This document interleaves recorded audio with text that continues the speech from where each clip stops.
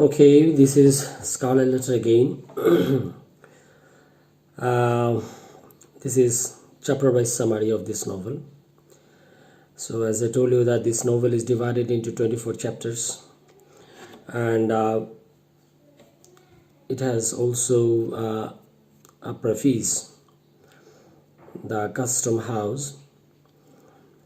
Preface, you know what is a preface? A preface is a kind of introduction written in prose. When it is written in prose, it is called a preface. So this novel has got a preface, the custom house, where the novelist describes that he, while working as a custom clerk in Salem, Massachusetts, Boston, he received a manuscript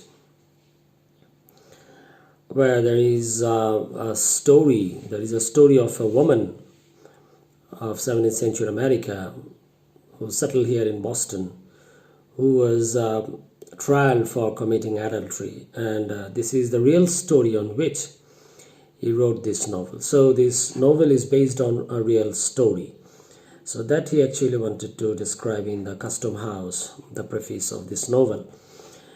So the first chapter, the novel begins with a chapter titled as this, the prison door. As you know that this novel is divided into 24 chapters. So the division of this novel into 24 chapters is also important to me, because we are familiar with the unities, the classical unities.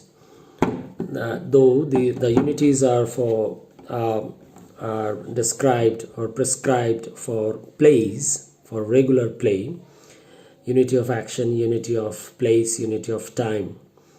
So unity of time says that a play has to be completed within the single rotation of the sun, means in 24 hours. A play has to be completed in 24 hours. We'll come to see that this is also a kind of a drama, a play, drama of human life, the frailty and sorrow. Though this is a novel, structurally this is a novel, don't get confused. This is not a play, this is not a drama, this is a novel. But if you say that this is a drama of life, which is completed into 24 chapters, means 24 hours of a day, there might be a possible link between these two. So this novel is divided into 24 chapters. The first chapter is the prison door. So here we have the description of a prison, and in my last video I also talked about it, that this is the Puritan community we are talking about in this novel. This novel is based on the 17th century America, all the Puritan people who sailed to America for settlement. They wanted to build God City.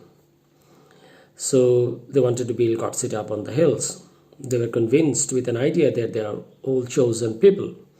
They are the chosen people of God. They are the all selected people. They are the people of God. So it is God's city they built. So why should they build a prison in the God city? That's a question. They built their houses, they built their churches. But why should they build a prison in the God city? Why should there be a prison in the God city? So probably these Puritans, these chosen people, also knew that no matter how holy they are, how good they are, they were quite conscious about the existence of evil in them. So they felt the necessity of building a prison. So they built a prison. So this is all about the prison, and there is so the prison symbolically might represent the rigid, the strict Puritanic code of life. And beside the prison there is a rose bush. Symbolically, the rose bush might represent the wild fantasy, the emotion, the adventure of Hester Prynne. So the Puritanic society at large might be represented by the prison, and the bush might, on the other hand, represent what Hester Prynne did and the individual Hester Prynne. So in this chapter, I would tell you to go to the last line of this chapter, which is important for me, that talks about the very issue of discussion in this novel. It may serve, let us hope, to symbolize some sweet moral blossom that may be found along the track, or relieve the darkening close of a tale of human frailty and sorrow. So the tale the novel is going to tell here is a tale of human frailty and sorrow. This is all about human frailty and sorrow. So to R is human, and this is all about human frailty. What is frailty? পদস্খলন, যেটা আমরা বলি বাংলায়। So মানুষ ভুল করবে এবং ভুলের জন্য মানুষকে সাজা পেতে হবে। So this is a story of such human experience, and this is a story of human frailty and sorrow. So the next chapter is the marketplace. This is an important chapter. So here in this chapter we are introduced with the protagonist of this novel, Hester Prynne, and we have also some description and some impression about the community Hester Prynne used to live in. And the community is predominantly represented by the women of that locality, who gathered in a marketplace, and they were waiting to see Hester Prynne, because it was the very day designated for the trial of Hester Prynne, and it was the day of a congregation, and at the Dimsdale, a very renowned preacher of that community, a church member of that community, is supposed to speak to the people. And we see here Hester Prynne comes out of the prison. Her description comes here, how she looks like, physiognomical description comes here. And we are also informed about a letter A that is seen attached on the bosom of Hester Prynne. But quite interestingly, this letter A is fantastically embroidered. So it's a very long descriptive chapter. So in one para, the para starts with, the young woman was tall, the physiognomical description of Hester Prynne, with a figure of perfect elegance on large scale. She had a dark, abundant hair, so glossy that it threw off the sunshine with a gleam, and a face which, beside being beautiful from regularity of feature and richness of complexion, had the impressiveness belonging to a marked brow and deep black eyes. So this is the way the physiognomical description comes here. And towards the end of this very para, but the point which drew all eyes, and yes, it were, transfigured the wearer, so that both man and women who had been familiarly acquainted with Hester Prynne were now impressed, as if they beheld her for the first time, was that scarlet letter so fantastically embroidered and illuminated upon her bosom. It had the effect of a spell, taking her out of the ordinary relations with humanity and closing her in a sphere by herself. So she had a scarlet letter fastened on her chest, and that was fantastically embroidered. She had good skill at her needle, that's certain, remarked one of the female spectators.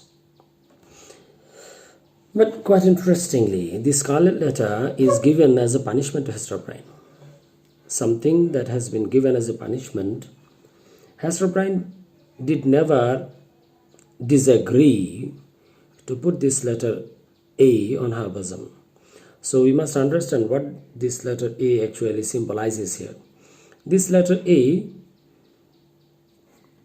from the Puritanic point of view, from the society, represents adultery. This is the sin that Hester Prynne commits. Adultery. She commits adultery, and that's why she has been given this letter A as a mark of her sin, so that people can recognize her as a sinner, as an adulteress. So this is a kind of punishment given to her, a punishment of public humiliation, a punishment of public ignominy, a punishment of public dishonor. And Hester Prynne accepts this punishment. But you must understand that quite interestingly, quite surprisingly, the very mark of sin, the very mark of punishment, the very token of her sin that has been given to her from the society as a mark of humiliation, as a mark of punishment, this very token has been taken as something else, not altogether as a mark of sin. She embroiders this letter A in fine gold thread. She has a great skill of needle. She's an expert needle worker. So she embroiders this letter A in fine gold thread. So here we see the difference of attitude between Hester Prynne and the Puritanic society at large. So individual psyche, the individual attitude. The fact is the same, but the attitudes are different. Hester sees it in her own way, in a mixture of love and pain, and what else, and her emotion, etc., etc. On the other hand, it is plainly a mark of sin from the society. So the next chapter is the recognition. This is simply the continuation of the trial scene. We see here Hester Prynne standing on the scaffold. Scaffold has been described here, something where the prisoners, where the sinners are supposed to stand on, and where the trial actually takes place. So Hester Prynne stands on the scaffold, and she has been allowed to sit on the scaffold. And recognition, the title of this chapter, recognition, is quite explanatory here, that recognition means who recognizes whom. So as we know the story here, Hester Prynne recognizes her husband, the husband who was missing for a long time, who has been missing for a long time. So the husband, Hester Prynne thought to be dead. So this husband comes here in this chapter. So she finds her husband standing in the crowd, accompanied by a Red Indian, and the husband also recognizes his wife standing on the scaffold. And here we are also informed about Arthur Dimmesdale, the preacher. Later we'll come to know that this is the preacher with whom she had that relationship. Quite interestingly, the man with whom she was involved physically, and due to which she gave birth to a baby, is actually given the charge to deal with the case of Hester Prynne. So it's an ironical situation. The man was quite unwilling. Yes, he was unwilling to deal with Hester's case, but with the repeated request from the ministers and even from the governor himself, Arthur Dimmesdale finally agrees to deal with Hester Prynne. And he talks to Hester Prynne. This is a very important part of this chapter.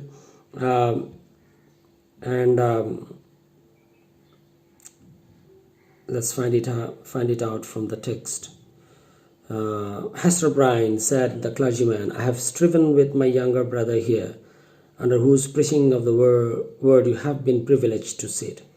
So here, actually, the elderly clergyman speaks out to Hester Prynne, addresses her, and informs her that it is a privilege on her part that she has been allowed to sit on the scaffold. Usually the sinners are not allowed to sit on the scaffold. Okay, the whole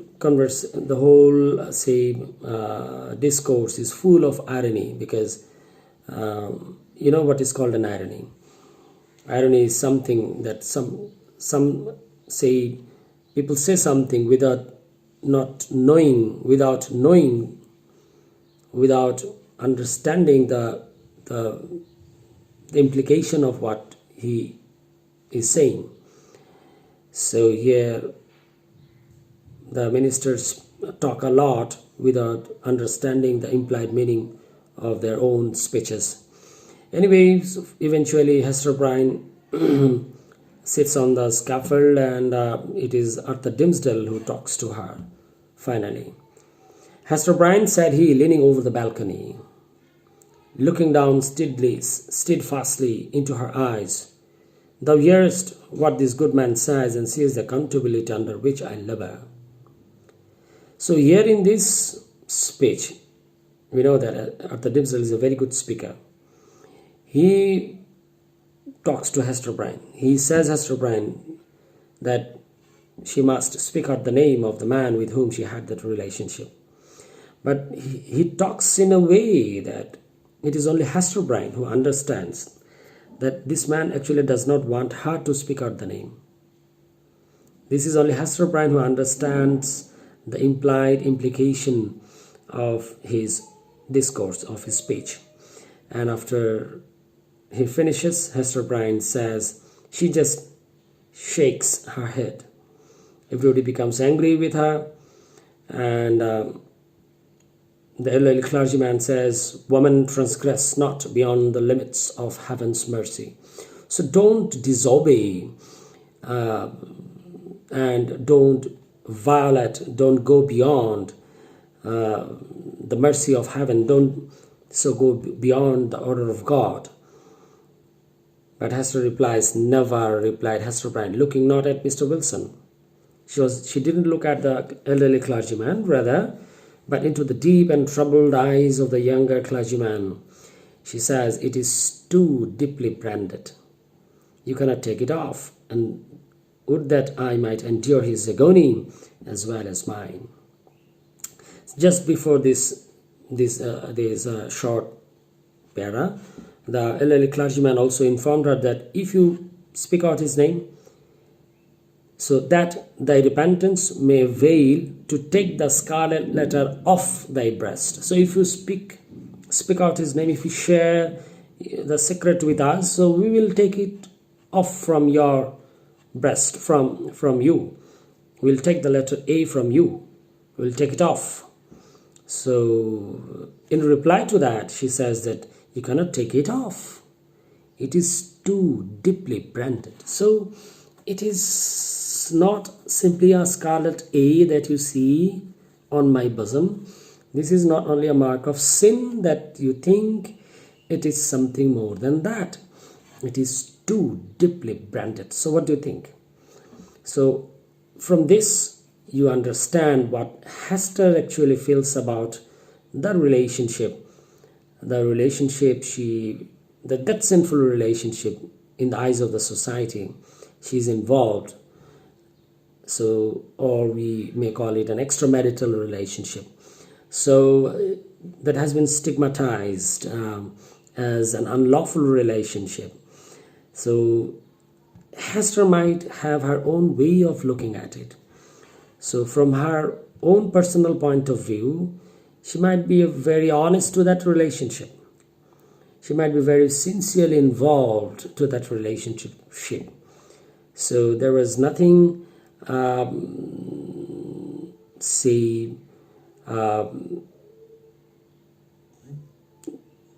unholy from her side. So this is quite a complicated idea.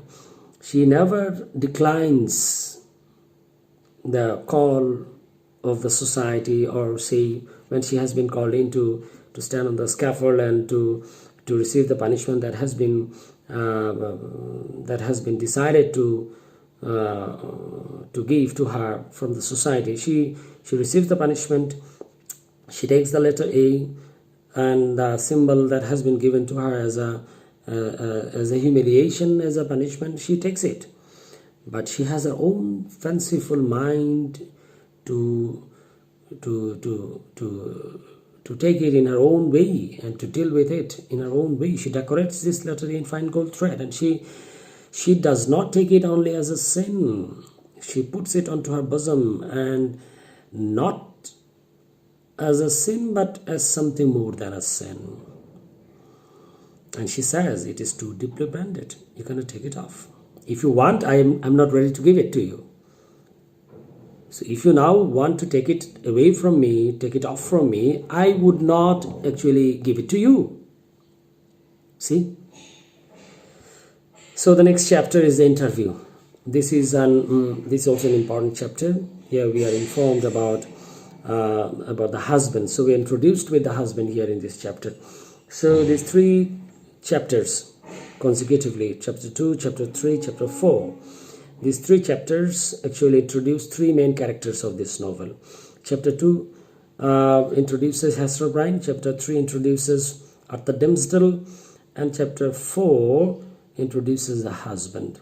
So here we see interview. The interview means the husband who has been found in the crowd in the preceding chapter now comes to meet Hester Prynne in the prison. Hester Prynne, who did not disclose the identity of her lover to the community, has been sent back to the prison with the same verdict, that she would put on the letter A on her bosom and she would live in the prison with her baby.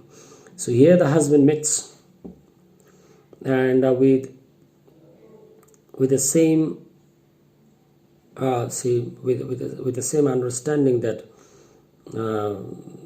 with the same purpose, that he would try to know about the secret. And here he introduces himself, the husband, to the jailer, that he is a physician. And after the incident that happens in chapter 3, after seeing her husband in the crowd, Hester Prynne becomes very nervous. She is ready to deal with her people, the people of her community, the magistrates, but she is not ready to see her husband alive. So when she sees that her husband is alive, she becomes very nervous. So the jailer allows the physician to come to the prison and to treat the prisoner here. So here we see that the husband and the wife talks to each other, and the husband explains that why he is absent. He was absent for more than a year, and from their conversation we come to know that the husband actually came to America. He came to America 1 or more than a year before, but he did not come to meet his wife. He stayed with the Red Indian people, and he wanted to learn the use of herbs, and once he learned the use of herbs, he now comes to meet his wife. So here you may have a question in your mind, that what kind of husband this man is. It was only 7th century America. So he sent his wife alone with other people, with other pilgrims.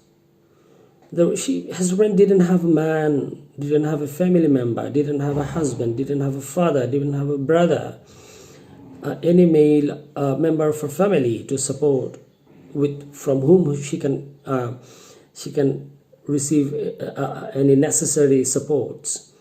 So it was very tough for Hester Prynne to settle in a new place where nothing was ready for a young woman to survive. And the husband, who knew everything and even came to America, to the new place, to the new world, but didn't feel that necessity to meet his wife, and he didn't feel that pressure that how his wife was doing, whether she was alive or she died. So he just stayed with the Red Indians and learned the use of herbs. So once he finished his training, he came to meet his wife with all apprehension that everything would be ready for him. So probably you can okay, you can find that this husband lacks a very sense of responsibility, because it's quite unlikely that a husband, okay, not feeling the pressure of say of this of that the concern of the safety and security of his wife. So here again we see in chapter 4 that Hester Prynne didn't cooperate with her husband, and she didn't actually disclose the identity of her lover even to her husband.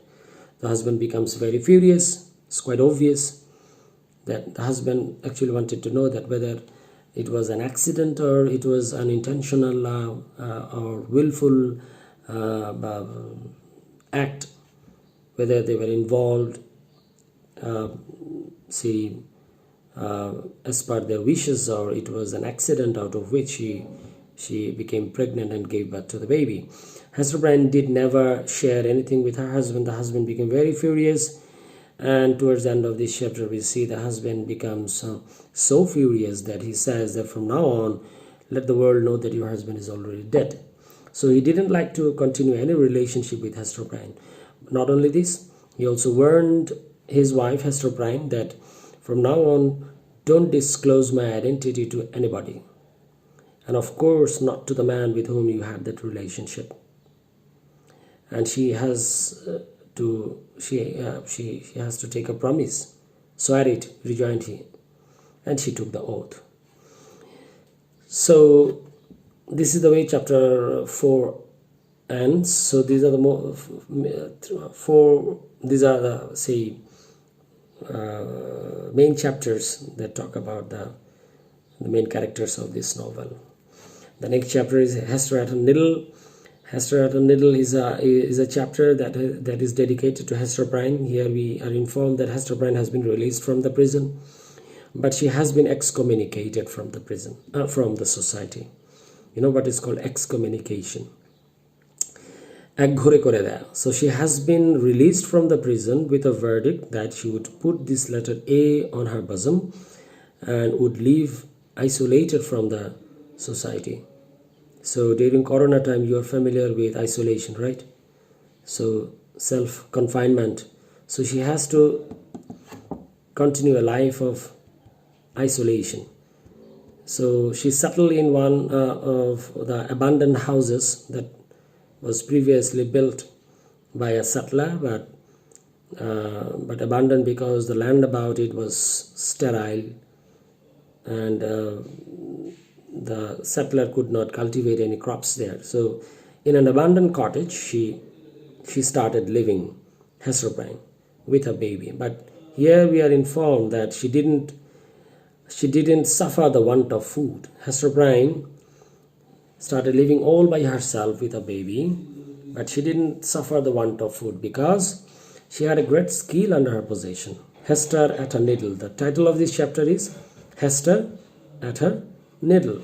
So she had a great skill, the needlework.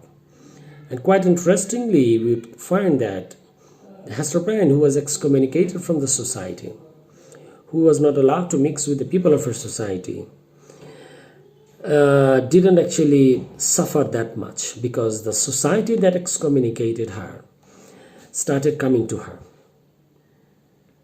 She was not allowed to go to meet anybody, but the people of her society started coming to her. Why? Because they wanted to take her needlework, the help of her needlework. And here in this chapter, it is described that in one chapter, yes, that not only by degrees, not very slowly, her handiwork became what would now be termed the fashion. So by degree, Hester Prynne's popularity increases. So she gradually becomes very popular in the community, and vanity maybe chose to mortify itself by putting on, for ceremonials of pomp and state, the garments that had been wrought by her sinful hands. Her needlework was seen on the ruff of the governor. Military men wore it on their scarves, and the minister on their band. It decked the baby's little cap. It was shut up to mildewed and moulder away in the coffins of the dead. But it is not recorded that in a single instance her skill was called in to embroider the white veil which was to cover the pure blushes of a bride. So, other than the white veil of the bride, her handiwork has been used from governor to the babies. Everybody used to take her needlework. So this excommunication actually didn't work. So the community that excommunicated her started coming to her for her needlework. So Hester Prynne didn't actually suffer that much. So this whole chapter is dedicated to Hester Prynne and how positively Hester Prynne fought smartly with all the odds of her society, with her surroundings. That you must understand that it was only 17th century America. It was very tough for a young woman to live all by herself.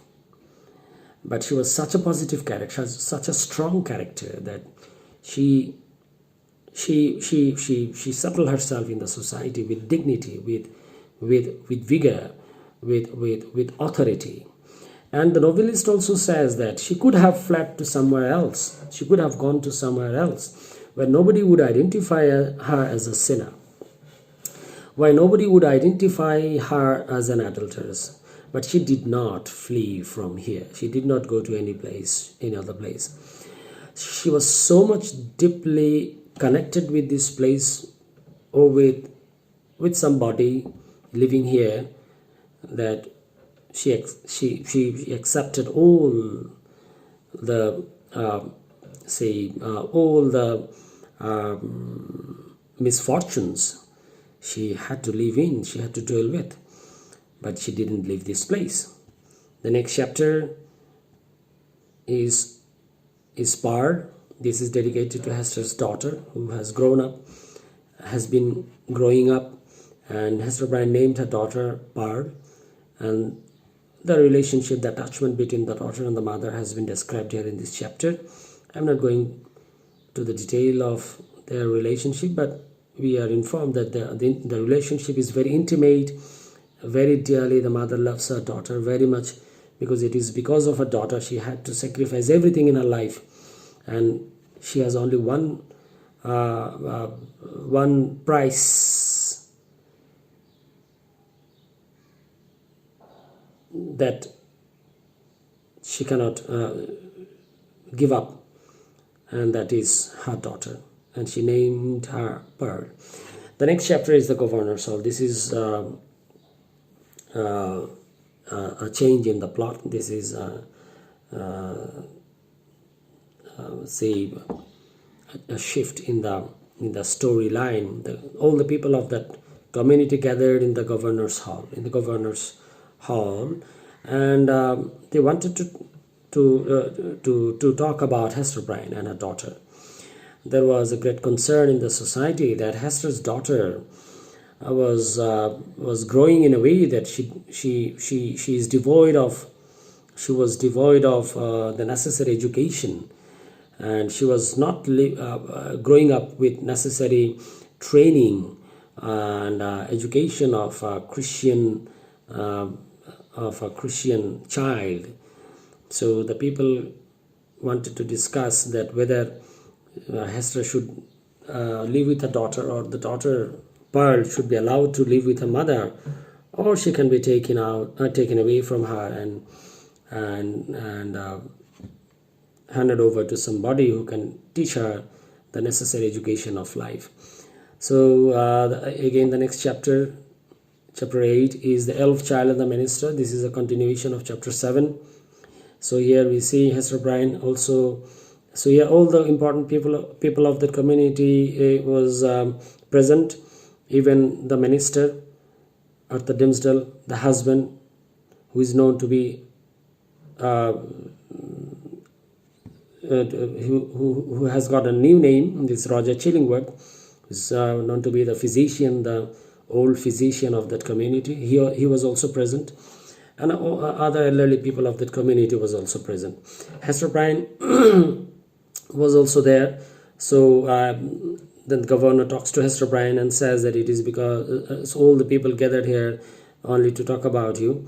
So it is because of you we are here. Hester Prynne, said he, fixing his naturally stern regard on the wearer of the Scarlet Letter, there had been much question concerning thee of late. The point had been wettily discussed, whether we, that are of authority and influence, do well discharge our consciences by trusting an immortal soul such is there in your yonder child, to the guidance of one who hath stumbled and fallen amid the pitfalls of the world. Speak thou, the child's own mother, were it not, thinkest thou, for thy little one's temporal and eternal welfare, that she has been taken out of thy charge, and clad soberly, and disciplined strictly, and instructed in the truths of heaven and earth? What canst thou do for the child in this kind?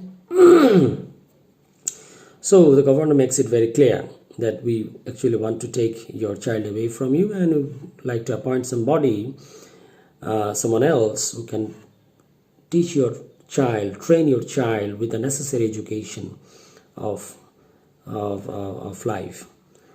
But Hester Prynne, quite obvious, is the reason that she would not give up the claim of her daughter. There is no mother in the world who would be ready to give up the claim of her daughters, and she tries to argue with the best possible way she knows to disagree with the governor. And she said that no, I would not give up the claim of my daughter. I have been teaching my daughter the lessons that I have learned from the Scarlet Letter.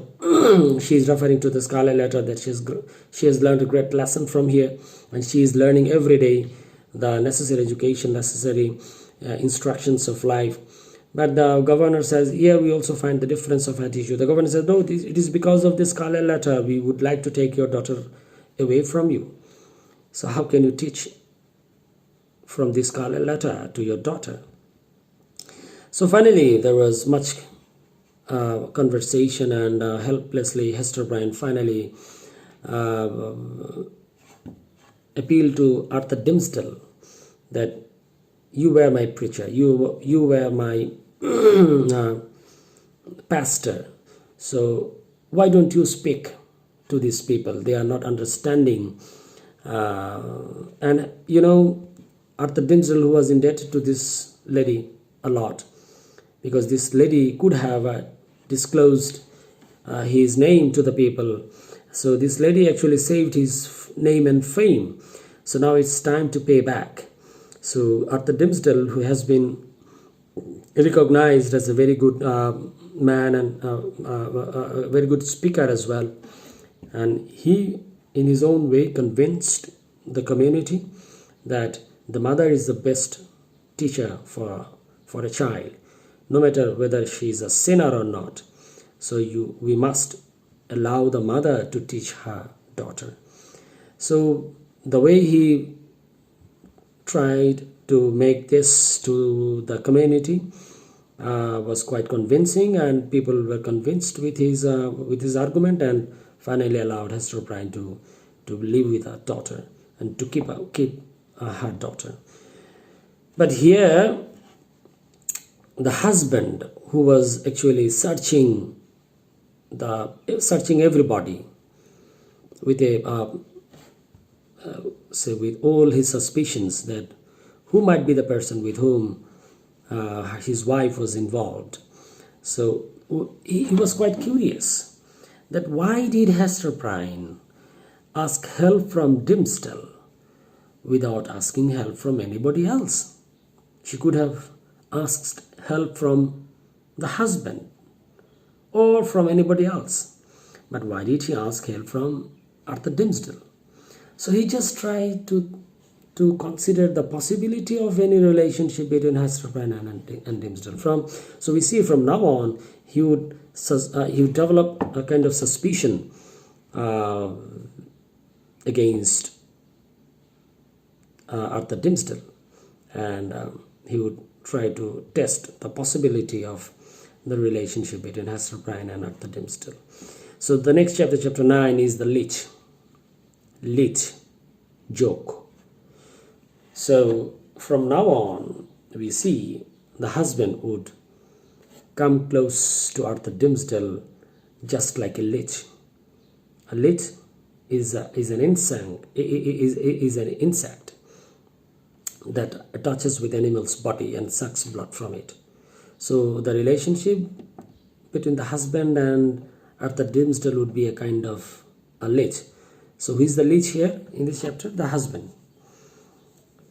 The husband attaches with Dimmesdale in the form. So he just tried to convince the governor and the other elderly people that as he's a physician, and he finds that Arthur Dimmesdale is having some sort of is suffering from some sort from a disease or some sort of problem. So as a physician, he would like to treat him, and everybody was concerned about Arthur Dimmesdale. Yes, he was. We already know that Arthur Dimmesdale was suffering from guilty conscience. He was a preacher. He knew that what he did was terribly wrong. So he was isolating himself from other people, from the other people of his community. He was living alone, passing a very melancholic life, and was not enjoying anything, was not enjoying food, was not enjoying the company of people, was not even having good sleep. So he was having, say, a very painful life, true. And people also observed that this man was becoming paler day by day. So when the physician said that he would like to treat Arthur Dimmesdale, the preacher was unwilling, of course, to receive any treatment from anybody, because he knew that what he had was nothing physical. It was more psychological, mental, spiritual. But with the request or order from the governor, he had to allow Roger Chillingworth, the husband, to treat him. And from now on, we see that the husband is allowed to live with Arthur Dimmesdale under the same roof in his dorm. So both of them are living together under the same roof. And from the husband's side, it was aimed to observe him quite minutely, closely, to test the possibility of any relationship between Hester Prynne and Arthur Dimmesdale. And the next chapter is the leech and his patient. This very leech, the husband and his patient, and we see in this chapter the husband and comes to know about Arthur Dimmesdale.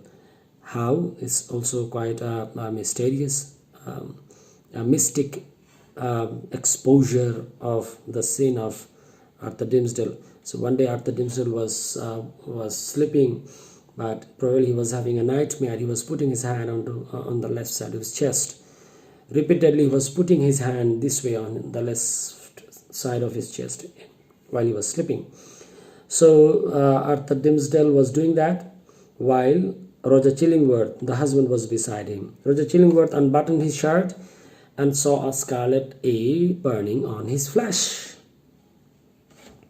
A scarlet A burning on his flesh. So it might be a kind of symbolical punishment given to Arthur Dimmesdale by God. And you must understand, the Puritan people used to believe in the symbolical revelation of their religion. They used to believe in symbols. They used to believe in the symbolical revelation of their religion. So it was a kind of another symbolical exhibition, revelation of God's punishment. And the husband becomes quite sure about the identity of the other sinner. And he got his proof that yes, what he suspected about Dimmesdale is true, is right. So, but what is important here is that he was looking for the man who had a sinful relationship with his wife. He was looking for the man who cuckolded him, who fouled him, who destroyed his life, his family life, who who had taken away all his pleasures. So finally he found him. Finally he found that man. So what he was supposed to do? What he was supposed to do? What was normal? He was supposed to strangle him to death because that man was sleeping. He could have strangled him to death. He could have taken something and could have stricken him to death. Could have broken his head. Could have killed him anyway. But the husband didn't do anything like that. That's quite unusual. That's quite unusual. In chapter 3, we missed something in chapter 3. When the husband also, while Hester Bryant was standing on the scaffold, the husband was in the crowd. When both of them came to recognize each other, the husband put his hand on his lips to give a gesture to Hester Bryant not to speak a word about him. So this man had an unusual control over himself, over his emotion. Here again in chapter 10, we see the husband, when he became 100% sure about his enemy, means the man with whom he was so angry, the man whom he was looking for. Finally, when he got him, he didn't do anything. He didn't take any measure, any revenge against him. He buttoned his shirt once again with great care. What was his intention? Probably he wanted to take revenge in a different way. And we'd come to know it later. That is actually the main point of reference when we talk about sin, punishment, and redemption. So the adulteress committed a sin quite obvious, popularly known as adultery, and it's quite obvious that this is a serious sin.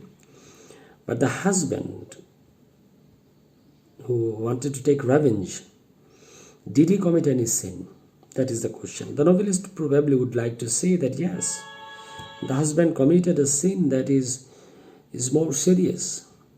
That is also hinted by Arthur Dimmesdale in chapter 7, and we'll come to it later when we'll go to that chapter, that he broke the sanctity of human heart. So, instinctive sin and intentional sin. The adulteress committed an instinctive sin, accidental, half-heartedly, an accidental sin half-heartedly. But the husband from now on would start taking revenge in a way that he would commit intentional sin. How long can you torture somebody for committing one single crime or one single sin? How long? We'll see that he keeps on punishing him for long 7 years, and he wanted to keep on punishing him for more than that. But after 7 years, he died. Anyways. The next chapter is interior of a heart. We can skip that, and it is all about the punishment. It is all about the sufferings the man suffered under the control of the husband, Arthur Dimmesdale. So the next chapter is the minister's vigil. Here we see, chapter 12, that the minister, means Arthur Dimmesdale, suffer a lot from his guilty conscience. His sufferings was different because Hester Bryant had that courage to stand on the scaffold and to take everything that has been given to her as a punishment. But this Arthur Dimmesdale was not that courageous to stand on the scaffold and to take and to receive all the punishment from his society.